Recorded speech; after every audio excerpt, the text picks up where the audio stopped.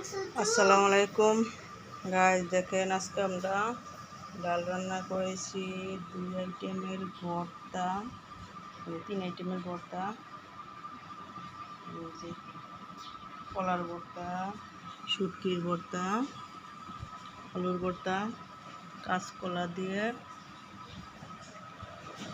দিয়ে হয়েছে, ফুল মাছ রান্না করেছি, ডাল রান্না করেছি, ভাত রান্না করেছি। দেখেন অনেক কষ্ট করে তাড়াহুড়া করে রান্না করে ফেললাম আজকে। দেখেন